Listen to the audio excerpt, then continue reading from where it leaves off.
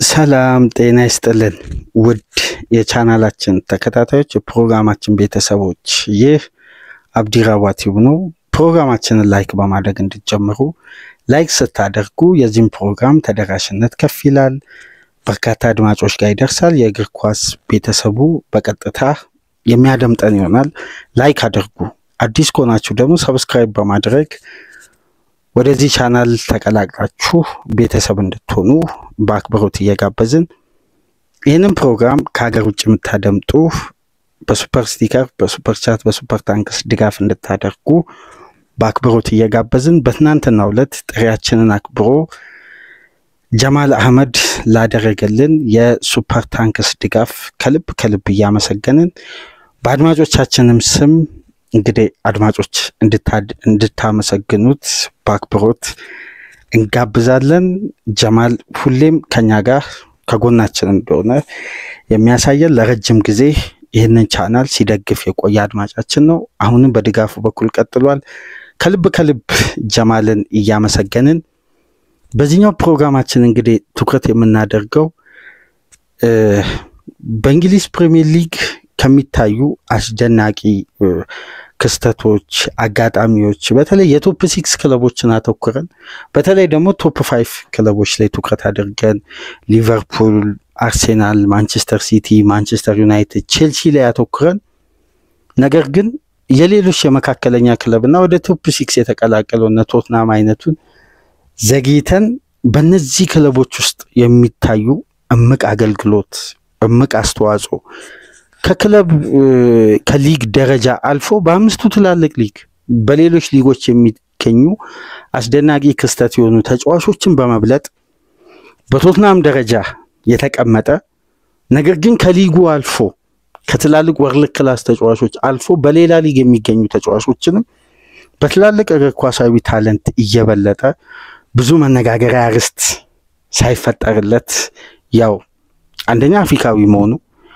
ሁለተኛ ደግሞ ለእይታ የሚጋብዝ ትላልቅ ፊክቸሮችን ስላልተመለከተ ሊሆን ይችላል። ነገር ግን በዘንድሮ የዝውውር መስኮት በሳመር የዝውውር መስኮት ከተዘዋወሩ ተጫዋቾች ሬት እናድርግ ወይም ለይተን እናውጣ ከተባለ ወደ ፕሪሚየር ሊጉ የተዘዋወሩ እዛው ከሊጉ ወደ ሌላ ክለብ የተዘዋወሩ ተጫዋቾችን ነጥለን ብናወጣ ከፍተኛ ሬት 100% ያለምንም ጥርጥር እስካሁን ድረስ ባለው በሰባቱ የፕሪሚየር ሊግ ጨዋታ መመዘን መለየት ከፈለግን ቁጥር 1 ስኬታማ ዝውውር ብለን በሰባት ጨዋታ ካወጣን እንደ መሐመድ ቅዱስ የተዋጣለት ተጫዋች የለም።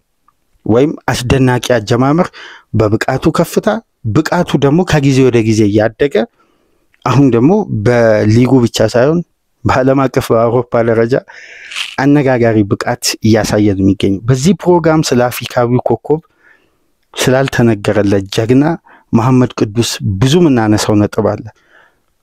ምናልባት በድጋሚ ይህን ተጫዋች ለማየት የሚጋብዝ በር የሚከፍት ፕሮግራም ነው ብለን ስላሰብን እስቲ የተወሰኑ ደቂቃዎች በተለያዩ ሐሳቦች ዙሪያ በመሐመድ ቅዱስ ይሄ የቶትናም አስደናቂ ተጫዋች እዛው በለንደን እንግሊዝን አዳፕት ያደረገ ከዌስትሃም ወደ ቶትናም በአጠቃላይ ፓኬጅ 60 ሚሊዮን ፓውንድ የዝውውር ክፍያው የኮንትራት ማፍረሻው 52 ሚሊዮን ፓውንድ እንደ ብቃቱ ታይቶ 8 ሚሊዮን ፓውንድ ተጨማሪ የተካተተበት ዳንኤል ሌቪ ለቀጣይ 4 ዓመት ፕላን አድርገው የ6 ዓመት ኮንትራት የሰጡት በቀጣይ ዓመታት ከእንግሊዝ አልፎ በአምስቱ ትላልቅ ሊጎች በአውሮፓ ደረጃ በባርሳ፣ በማድሪድ፣ ባየር ሙኒክ እንደሚፈለግ ይህን እምቅ አቅም ተመልክተው ሊቨርፑል፣ አርሴናል፣ ቼልሲ፣ ማንቸስተር ዩናይትድ የተለያዩ ክለቦች ማድሪድንም ጭምር በርካታ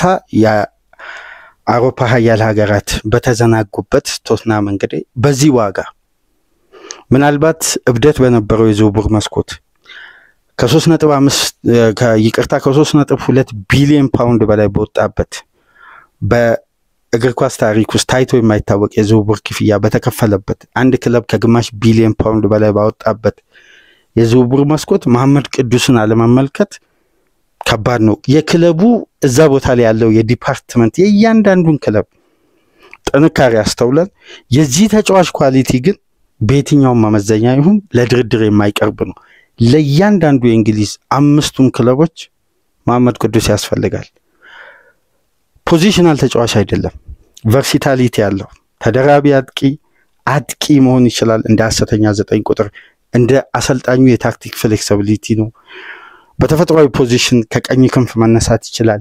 በሚጫወትበት እግሩ አያክስ እንደምናውቀው በግራ ክንፍ መጫወት ይችላል። በሚጫወትበት እግሩ ፖዚሽን አራቱንም የፊት መስመር ዲፓርትመንት ማሟላት የሚችል በአራቱም ዲፓርትመንት ግን የሚያስገርመው ነገር ብቃቱ የማይዋዥቅ የኮንሲስታንሲ ማሳያ የሆነ የጤንነት መጓደል የሌለበት ምናልባት ከመሐመድ ቅዱስ ወደ ክላስ ወዳለው ቡድን ክላስን ለማሳደግ አለመምጣቱ እንጂ ቅዱስ አሁን በዘመናዊ እግር ኳስ አንድ ተጫዋች ማሟላት ያለበትን ሙሉ ቴክኒክ ምናልባት ያሟላ ተጫዋች ብለን መግለጽ እንችላለን።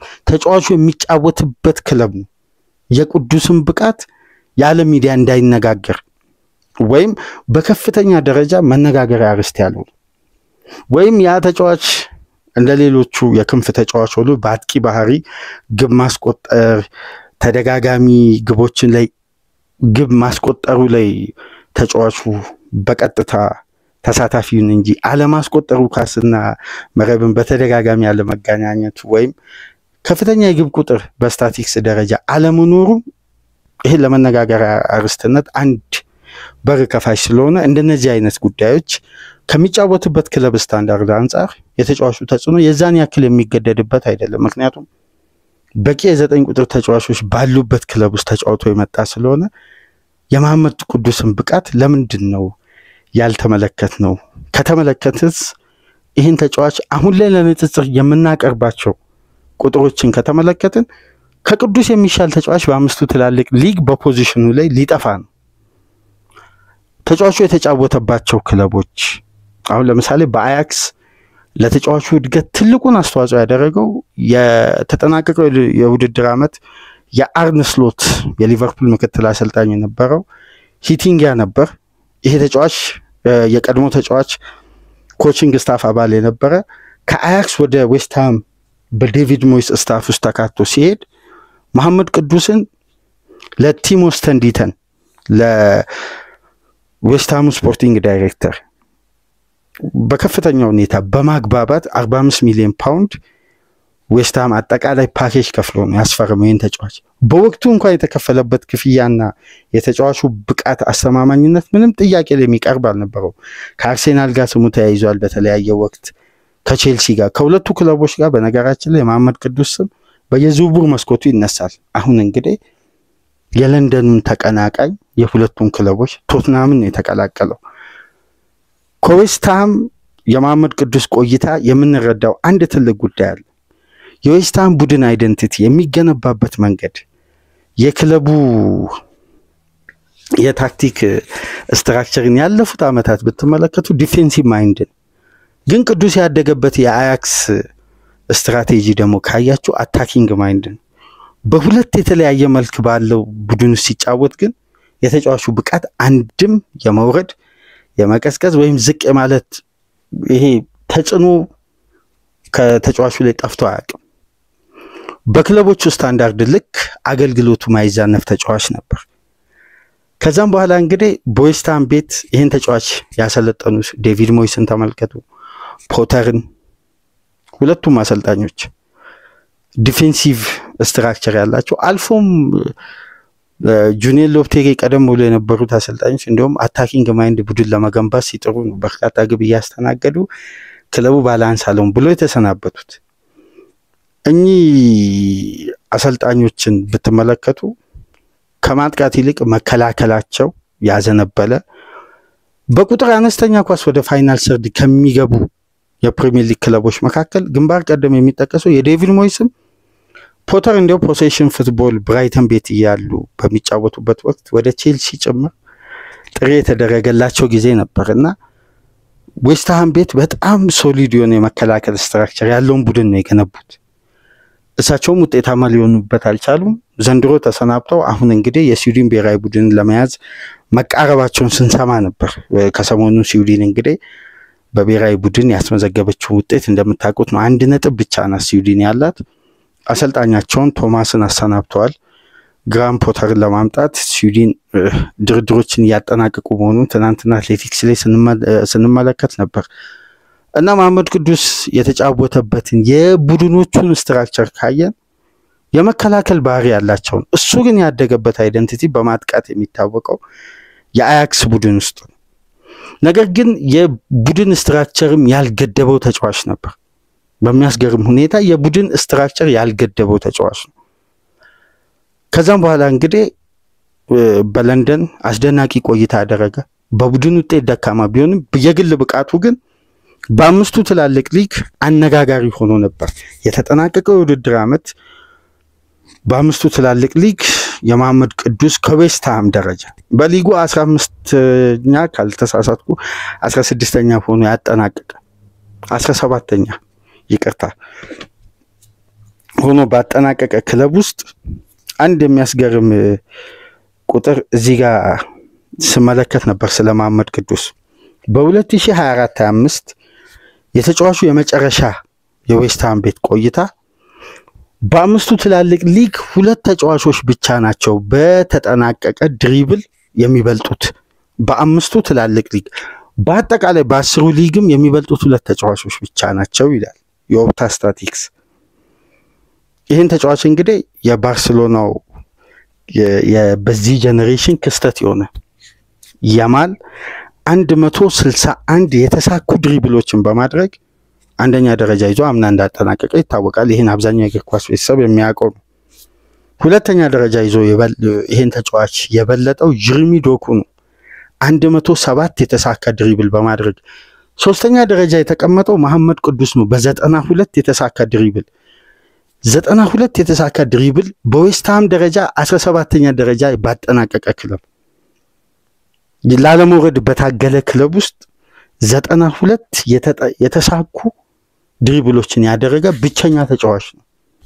በፕሪሚየር ሊግ ደረጃ ሳካ ባለበት፣ ሳላ ባለበት፣ ፓልመር ባሉበት በርካታ ተጫዋቾችን የግራ እግር ቴክኒሻል ተጫዋቾችን ብዙ መጥራት እንችላለን። ነገር ግን እንደ መሐመድ ቅዱስ አንደኛ የተጫዋቹን ቴክኒክ ከፍ ካደረጉ ብቃቶች መካከል የተጫዋቹ ቦልኬር በአምስቱ ትላልቅ ሊጎች ውስጥ ታይቶ አይታወቅም። ባለፉት 2 የውድድር ዓመት ዘንድሮና አምና እንደ መሐመድ ቅዱስ በቦልኬር በኩል የተሳካ ተጫዋች የለም። ምክንያቱም ተጫዋቹ አንድ የተለየ ሪከርድ እዚህ ጋር ለማንሳት ያክል በአንድ የፕሪሚየር ሊግ ጨዋታ ይላል መሐመድ ቅዱስ በአማካይ 286 ሜትር በቦልኬር ኳስን ይዞ መቆየት ይችላል። በእነዚህ ቆይታ ውስጥ ደግሞ ይሄ ተጫዋች የተሳኩ 4 ድሪብሎች ማድረግ ይችላል። ይሄ ማለት ተጫዋቹ ቢያንስ ከመሃል ሜዳ በኋላ በሚኖረው የአንድ ለአንድ ግንኙነት አብዛኛውን ተጫዋች የመርታት እድሉ ሰፊ ነው ማለት። ሰፊውን የሜዳ ክፍል ድሪብል አድርጎ የተጋጣሚን ተጫዋች መቀነስ ይችላል። ችግሩ ምንድነው? ዌስትሃም ፋይናል ሰርድ ላይ እንደ ደረጃው ክሊኒካል አይደለም። ስለዚህ የመሐመድ ቅዱስ ተጽዕኖ ብቻውን ቡድን ውስጥ ከፍ ብሎ ይውጣ እንጂ እንደ ቡድን ዌስትሃም ነጥሮ መውጣት አልቻለም። ለዛ ነው ክላሱን በዌስትሃም ውስጥ ሆኖ ማሳየቱ የተጫዋቹን እመቃቀም ተመልክቶ ዳንኤል ሌቪ ምንም እንኳን ከስራቸው ቀደም ብሎ ቢሰናበቱ ያው የፕሮጀክቱ ትልቁ አካል ያደረጉት ለቀጣይ 4 ዓመት ትላልቅ ክለቦች ወደ ቶትናም ቤት እንደሚመጡ ያውቃሉ። የተጫዋቹን አቅም በዚህ እይታቸው የሚደነቁ ናቸው። ዳንኤል ሌቪ ይሄን ተጫዋች አመጡ። እንግዲህ ሌቪ ከስራቸው ላይ በክለቡ ዋና ሼር አብዛኛውን ፐርሰንት ቢያዙ በባለቤቶቹ በማን ሬይሰን በሚባል ቤተሰብ ስም ነው አብዛኛው ሼር የተያዘው የቶትናምና የዛ ዋና የቤተሰቡ አንዱ ልጅ ሆነው ነው በቀጭን ደብዳቤ ነው የሰነበት ወረቀት ጠረጴዛቸው ላይ ያስቀመጠውና ዳንኤል ሌቪን ያሰናበቱት እና አሁን ኔን ኤክስኪዩቲቭ ዳይሬክተር በሚል ነው ቶትናም እየተዳደረ የሚገኘው። ይሄን ተጫዋች ሲያመጡ ግን ሌቪ አንደኛ የክለቡን ጥራት ከፍ ማድረግ ነው በሻምፒዮንስ ሊግም ደረጃ፣ ሁለተኛ ግን ቶትናም ትርፋማ ቡድን ነው እንደምታውቁት። አንድ ክላስ ያለውን ተጫዋች አሳድጎ በብዙ ሚሊዮን ፓውንዶች በመሸጥ ይታወቃል። ስለዚህ ቀጣይ የፕሮጀክቱ ትልቁ ኢላማ መሐመድ ቅዱስ ነው እና ይሄ ተጫዋች በዚህ ብቃት ነው ከባርሳ ከማንቸስተር ሲቲ ከሚገኙ ተጫዋቾች ጋር ተፎካክሮ ሶስተኛ ደረጃን ይዞ በተጠናቀቀው የውድድር ዓመት ማጠናቀቅ የቻለው። ስለዚህ መሐመድ ቅዱስ ያለው አቅም አንደኛው መመዘኛ እንደው ለንጽጽር ብናመጣ የአምናው ይሄ ቴክኒኩ ብዙ ነጥቦችን አንስተ እንድናወራ የሚያስገድድ ነው። ግን የዘንድሮ ደግሞ ጉድ የሚያስብል ነው። የተጫዋቹ ብቃት በአምስቱ ትላልቅ ሊግ በ2025-26 የተሳካ ድሪብል በማድረግ አንደኛ ነው። ኪሊያን ኢምባፔ ያማል ባሉበት ሁለቱ እንግዲህ ለቀጣይ ለባለንዶር አንገት ለአንገት ይተናነቃሉ የሚባሉ ሁለት ያን የሜሲና የሮናልዶ ያክል ባይሆንም የባርሳና የማድሪድን ፉክክር ዳግም ይመልሳሉ ተብሎ የሚጠበቁ ምንም እንኳን ሰፊ የእድሜ ልዩነት ቢኖርም ፉክክሩ ግን ይታወቃል። የብራንድም ፉክክር አለ በሁለቱ መካከል። ነገር ግን ሁለቱም ተጫዋቾች በመብለጥ በአጠቃላይ 57 ድሪብሎችን ሞክሮ 30 ድሪብሎችን አሳክቷል። በአማካይ የተጫዋቹ ሬት ሲወጣ ከ174% ይሄ ተጫዋች ድሪብሎቹ ተሳክቷል። ሁለተኛ ደረጃ ላይ በአምስቱ ትላልቅ ሊግ በድሪብል አቴምፕትና ሳክሰስ በማድረግ የተቀመጠው ኪሊያን ኢምባፔ ነው። 47 ድሪብሎችን ሞክሮ 27ቱን አጠናቋል። 20 የድሪብል ልዩነት አለ። በባፔ 27ቱን ነው ያሳካው፣ 20ው በተጋጣሚ ተጫዋች ኢንተርሰፕት ሆኗል ማለት ነው። መሐመድ ቅዱስ ግን 57ቱን ድሪብል ሲሞክር ከነዚህ መካከል 30ውን ነው ይሄ ተጫዋች ማሳካት የቻለው። በተጨማሪም ሶስተኛ ደረጃ ላይ የተቀመጠው አንድሬ ባርቴካን የሪያል ሶሲዳዱ 40 ድሪብል ሞክሮ 22ቱን በማሳካት። አራተኛ ደረጃ ላይ የተቀመጠው ያማል ነው 44 ድሪብሎች ሞክሮ 21ዱን በማሳካት። አምስተኛ ደረጃ ላይ የተቀመጠው የፕሪሚየር ሊጉ ያኩቡ ሚንቴ ነው። ያኩቡ ሚንቴ እንደምታውቁት በብራይተን የተጋጣሚን ተጫዋች እንግዲህ ፈተና ይሁን በዘንድሮ ውድድር ዓመት በተለይ ከማንቸስተር ሲቲ ጋር የምናስተውሰው ብቃት አለ። ከቶትናም ጋር የሚንቴ ብቃት የሚያስደንቅ ነው። ሁለተኛ ደረጃ ላይ በሊጉ የተቀመጠው ያኩቡ ሚንቴ ነው 19 ድሪብል። ሁለተኛ ላይ ከተቀመጠው የፕሪሚየር ሊግ አድማጮች ገና 7 ጨዋታ ነው የተደረገው።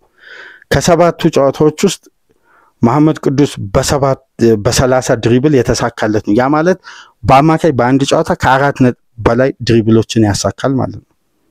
በአማካይ ከ4 በላይ ድሪብል በእያንዳንዱ ጨዋታ የሚያሳካ ተጫዋች በመጀመሪያ የፕሪሚየር ሊግ የመክፈቻ 7 ጨዋታዎች ውስጥ በፕሪሚየር ሊጉ ያለፉት 14 ዓመት ውስጥ ያሳካ ተጫዋች የለም በአማካይ። ይሄን ኦፕታ ነው ይዞ የወጣው።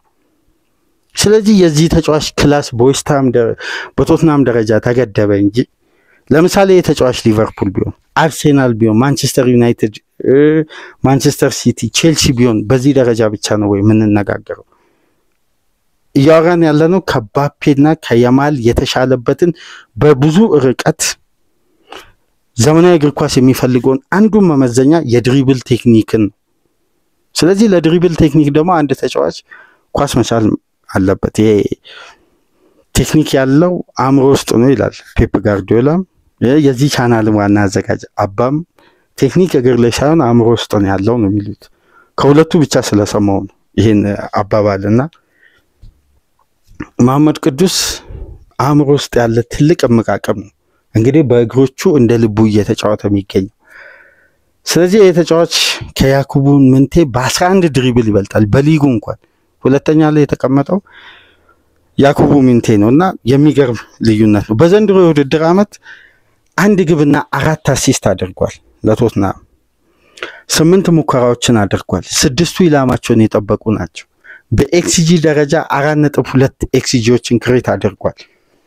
አብዛኛው ሙከራዎቹ ከቦክስ ውጪ የነበሩ ሙከራዎች ነበሩና አስደናቂ ቁጥር ነው። በሌላ በኩል እንደ ክንፍ ተጫዋች ተጫዋቹን ደግሞ ስንመለከት የተሳካ ክሮሶችን በሊጉ በማድረግ 2 ተጫዋቾች አንደኛ ደረጃ ላይ ተቀምጠዋል። የማንቸስተር ዩናይትዱ ብራያን ምቤሞና መሐመድ ቅዱስ እኩል 15 የተሳካ ክሮስ ወደ ተጋጣሚ መጫወቻ ቦክስ በማድረግ የተቀሩትን ሁጎ ቢዮና የወልቭሱና ሶሲ ሉኪች የፉላሙ አማካይ የተቀሩትን ደረጃዎችን ሚያስችላል። ዋነኛው ጉዳይ እንግዲህ የመሐመድ ቅዱስ የሚገኝበት ቡድን የፕሮግሬሲቭ ፓስ የመቀበል አቅሙን አሁን የሽግግር ኳሶችን የሚቀበሉ የክንፍ ተጫዋቾች ሲኖሩ አንድ ቡድን ዶሚኔት የሚያደርግበት ኤሪያ ይበዛል ይላል ይሄ የታክቲክ አፕሮችን የሚያስረዱ ባለሙያዎች። ይሄን የሽግግር ኳስ ይዞ ጠብቆ ወደ የትኛውም የማጥቃት እንቅስቃሴ መቀየር የሚችሉ ደግሞ የአንድን ቡድን ኳሊቲ ይለያሉ ይባላል። በእነዚህ መመዘኛዎች ካየን በፕሮግሬሲቭ ፓስ በመቀበል ሪሲቭድ በማድረግ በሊጉ 2 ተጫዋቾች ብቻ ነው በአንደኝነት የተቀመጡት፣ መሐመድ ሳላና መሐመድ ቅዱስ። ከዛ በመቀጠል ብራያን ምቤሞ፣ ጃክ ግሪሊሽ እና ያኩቡ ሚንቴ። እነዚህን ተጫዋቾች በአጠቃላይ ደግሞ ስንመለከት በድሪብል ሳክሰስ በኩል ያለፉትን አመታትን ጨምሮ በዘንድሮ የውድድር አመት ውጤታማ የሆኑ ተጫዋቾች ናቸው። ምንም እንኳን የመሐመድ ሳላ በድሪብል ውጤታማነት እንዳምናው ባይሆንም ግን በክላሱ ደረጃ የሚታወቀው የድሪብል ቴክኒክ አለ። ነገር ግን የዚህ የፕሮግሬሲቭ ፓስ በቀጥታ በስኬት ተቀብሎ ወደ ሽግግርና ወደ ማጥቃት እንቅስቃሴ በመቀየር 76 ጊዜ ከመሐመድ ቅዱስ ጋር እኩል ቁጥር ይዘዋል መሐመድ ቅዱስና መሐመድ ሳላ። ከዛ በመቀጠል ብራያን ምቤሞ 64፣ ጃክ ግሪሊሽ 63፣ ያኩቡ ሚንቴ 59 እያለ ይቀጥላል። እስካሁን እያወራን ያለነው ክላስ የመሐመድ ቅዱስን ከመሐመድ ሳላ የሊጉ ወርልድ ክላስ ምርጡ ተጫዋች አንደኛ ደረጃ ላይ፣ ስለ ኪሊያን ምባፔ የወቅቱ የዓለማችን ምርጡ ተጫዋች ከያማል ጋር አንድ ላይ። ስለዚህ ይሄ ተጫዋች ክላሱ ነው እንጂ ተጫዋቹን የሚጫወትበት የክለብ ሌቭል ነው እንጂ ብቃቱ ከሆነ የሚወዳደርበትን ስታንዳርድ ያያየን ያለው አቅም በሜዳው ስለሚያደርገው አስተዋጽኦና እንቅስቃሴ ከተመለከትን ስታንዳርዱ በእነዚህ ተጫዋቾች ደረጃ ነው መጫወት ያለበት። ቶትናም አሁን ደግሞ የሚጫወትበትን ስትራቴጂ ካያችሁ ቶማስ ፍራንክ ነው ከፖተርና ከዴቪድ ሞይስ የባሰ ጠጣር ቡድን መስራት የሚችል ያለ ኳስ ወርክ ሬቱ የማይዛነፍ የማይቋረጥ ጠንካራ ስትራቴጂ ያለው ይሄ ስፔሶችን ለተጋጣሚ የማይፈቅድ ተጋጣሚን ጫና ውስጥ የሚከት የመጫወቻ ኤሪያዎች የሌሉበት ሜዳ ጥብቅ አርጎ በመገንባት የሚታወቅ ስትራቴጂ ነው። ምንም እንኳን ታክቲካል ዕውቀታቸው ቢደነቅም ግን ስትራቴጂያቸው ይታወቃል። የቶማስ ፍራንክ ቡድን ላይ ለማስቆጠር ይከብዳል። ይሄን ደግሞ በብሬንፎርድ ሲያሳዩን ነበር። እዚህ ስብስብ ውስጥ ሆኖ አሁንም ተጫዋቹ ብቃቱን አውጥቶ ለማሳየት የሚያስችል የአታኪንግ ማይንድ ያለው ቡድን ውስጥ በፕሪሚየር ሊግ እየተጫወተ አይደለም። ቶትናም የሚያጠቃ ቡድን ሊሆን ይችላል ባለው ጥራት፣ ግን በበቂ ሁኔታ ሪስኮችን ወስዶ እንደ ሌሎች እንደ ቶፕ 5 ክለቦች ውስጥ ወጥቶ የሚያጠቃ ቡድን አይደለም። ካያችሁ ከአንጅም ፖስቴኮግሉ የሴት ፒስ ኳስ አነስተኛ በማስተናገድ ክፍት ከሆነ እንቅስቃሴ ተብሎ ዲፌንሲቭ አክሽኑ እየተደነቀ ነው ሰሞኑ የቶትናም። ምንም እንኳን በዚያ ሐሳብ ባንስማማ፣ ምክንያቱም የአንጅም ፖስቴኮግሉ ቶትናም ውጤት አምና በደለው እንጂ አንድን ተጋጣሚ አሳምኖ ለማሸነፍ ሪስክ የሚወስድ ማጥቃትን መሰረት ያደረገ ከዲፌንሲቭ ስትራክቸር ይልቅ አታኪንግ አጫወቱ በግሌ የአንጅም ፖስቴኮግሉ አጫወት በጣም ከሚመቹኝ የፕሪሚየር ሊግ አሰልጣኞች ውስጥ አንጅም ፖስቴኮግሉ እዚህ ጋር አድንቆ ማለፍ ያስፈልጋል። የአሰልጣኙ ያጫወትም የቢልድ አፕ ስትራክቸርም የሚያስገርም 2-7-1ን ፕሪሚየር ሊግ ላይ ተግባራዊ ያደረገ ደፋር አሰልጣኝ ነው። ስለዚህ ማጥቃት መሰረት ያደረገ አሰልጣኝን ከማድነቅ ውጪ ከማበረታታት ውጪ እንግዲህ ስንብታቸውን አጉልቶ ማውራት ብዙም እግር ኳስ አይደለም። ምክንያቱም እግር ኳስ የማጥቃት እንቅስቃሴ ነው ብዬ ስለማምን በግሌ አሁን ከተጫዋቾች ጋር በሚደረግ የጋራ ኳስ የማሸነፍ ጥረት ይሄ ደግሞ የፕሪሚየር ሊጉ አንዱ መመዘኛ ነው። ይሄ ፋይቲንግ አንድ ኳስ ላይ ፋይቲንግ ስፒሪት ብለው ግጭትን፣ ዱኤሎችን፣ አካል ብቃት አግሬሲቭ ሆኖ አንድ ቡድን አፕሮች ሲያደርግ የእንግሊዝ ሊግ እንግዲህ ከሚፈቅድባቸው የሜዳ እንቅስቃሴዎች ውስጥ አንዱ ይሄ ነው። በዚህ ደግሞ አብዛኛውን ዱዌልስ የተገናኘው ተጫዋች መሐመድ ቅዱስ ነው 126 ጊዜ ገና በሰባት ጨዋታ በዘንድሮ የውድድር ዓመት ነው ይሄን ሁሉ ቁጥሮች ማነሳላችሁ ይሄን ያክል ዱዌልስን ተገናኝቶ ግን 57 ዱዌሎችን ያሸነፈ ብቸኛ ተጫዋች ነው ከዛ በመቀጠል አንቷን ሴሜኒዮ ነው 114 ዱዌሎች ውስጥ መገናኘት የቻለ ከዛም በኋላ ፓኬታ ነው 105 ኒዴይ ነው 104 ከዛ በመቀጠል አንደርሰን ኤሊየት ነው ዱዌሎችን በማሸነፍ ግን መሐመድ ቅዱስ 57 ተመልከቱ በሊጉ ሁለተኛ ደረጃ ላይ የተቀመጠው ተጫዋች ቀደም ብሎ በነበር ነው የኢንተርናሽናል ዘገባችን ላይ ያነሳ ነው የአንደርሰን ኤሊየት አሁን በቀጣይ ሳመር በጃንዋሪ የዝውውር መስኮት የእንግሊዝ ሚዲያ በስፋት ሽፋን የሚሰጠው የቀድሞ ኒውካስል የአካዳሚ ውጤት በኒውካስል የምናውቀው አሁን በኖቲንጋም ፎረስት ያለው እንግሊዛዊ አማካይ ዱዌሎችን የማሸነፍ ሪከርዱ እየተደነቀ ነው አምናም ካልተሳሳትኩ በርካታ ዱዌሎችን ያሸነፈው ተጫዋች እሱ ነው በርካታ ኢንተርሰፕሽኖችን ከሞሲ ካሴዶ እና ከራያን ግራቨንበርግ በማብለጥ በእነዚህ ዲፌንሲቭ አክሽኖች ላይ የተዋጣለት ተጫዋች እሱ ይመስለኛል ካልተሳሳትኩ አምና በዚህ ሪከርድ ይታወቅ ነበር ይሄ ተጫዋች እንግዲህ በዚህ ደረጃ ነው መሐመድ ቅዱስ አነጋጋሪ መሆን የቻለውና ብዙ ጉዳዮችን ከዚህ በላይ ስለ ተጫዋቹ ማንሳት እንችላለን የ50-50 ኳስ እንግዲህ የፕሪሚየር ሊግ እንቅስቃሴን ተመልክቱ ምን ያክል አግሬሲቭ ቻሌንጅ ዳኞቹ ላይ የሚፈቅዱ ቻሌንጅ አሁን በሌላ ሊግ ብትመለከቱ ካርድ የሚያሰጥ ቻሌንጆች ሊጉ ላይ ይፈቀዳሉ በእነዚህ እንቅስቃሴ ውስጥ እነዛን ትላልቅ ክላስ ያላቸውን እንቅስቃሴዎች የሚያደርግ ተጫዋች ምን ያክል ለዱዌልስ ተጋላጭ እንደሚሆን እና